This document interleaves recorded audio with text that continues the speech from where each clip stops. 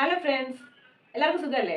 ഇന്ന് വൈകുന്നേരം ചായക്ക് കൂടെ കഴിക്കാനായിട്ട് കുറച്ച് പലഹാരം കഴിക്കാനായിട്ട് ഒരു മോഹം. ഞാൻ അടുക്കള കയറി എന്തെങ്കിലും ഉണ്ടാക്കാനായിട്ട് ഒരു മൂഡും ഇല്ല. കാരണം പ്രദോഷമുണ്ട്, തലവേദന. അപ്പോൾ ഇന്നത്തെ എൻ്റെ ഈ കുട്ടി ടീ ടൈം ആണ് ഇന്നത്തെ എൻ്റെ വീഡിയോ. നമുക്ക് ഈ ഒരു അടിപൊളി ചായ ഇട്ട് പലഹാരങ്ങളൊക്കെ ഒന്ന് സെറ്റ് ചെയ്താലോ? വീഡിയോ മുഴുവനായി കാണണേ. നല്ലൊരു ചായ ഉണ്ടാക്കണമെങ്കിൽ ആദ്യം തന്നെ വെള്ളം നന്നായി തിളയ്ക്കണം.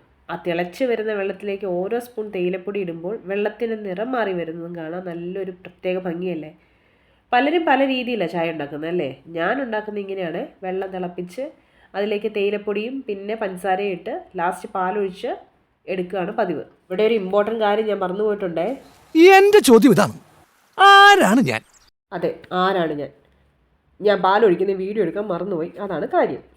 ഇത് കണ്ടോ, പാല് ചേർത്ത ചായ ഇങ്ങനെ പതിയെ തിളച്ച് പൊങ്ങി വരുന്നത്. ആ മണം ഇപ്പം തന്നെ ഇവിടെ കിട്ടുന്നുണ്ടേ. അങ്ങനെ വൈകുന്നേരത്തെ മടുപ്പൊക്കെ മാറാൻ ആവി പറക്കുന്ന ഈ ഒരു ഗ്ലാസ് ചായ മാത്രം മതി. ചായ ഇട്ടുകൊണ്ടിരുന്നാൽ മാത്രം പോരല്ലോ, നമുക്ക് മെയിൻ ഐറ്റംസ് ഒക്കെ ഏതൊക്കെയാണെന്ന് നോക്കാം. അങ്ങനെ കടയിൽ നിന്ന് നല്ല ചൂടുള്ള പലഹാരങ്ങൾ നമുക്ക് പ്ലേറ്റിലേക്ക് മാറ്റാം. സമൂസയുണ്ട്, സുഖിയനുണ്ട്, അതുപോലെ ഏത്തക്കാപ്പം ഉണ്ട്. കോട്ടയം ഭാഗത്തൊക്കെ ഇതിന് ഏത്തക്കാപ്പം എന്ന് പറയും, പഴംപൊരി എന്നും പറയും. ഇലയുടെ ഉണ്ട്, പിന്നെ വെള്ളക്കടല മസാലയുണ്ട്, പിന്നെ നമ്മുടെ നല്ല കടുപ്പത്തിലുള്ള ചായയും ഉണ്ട്.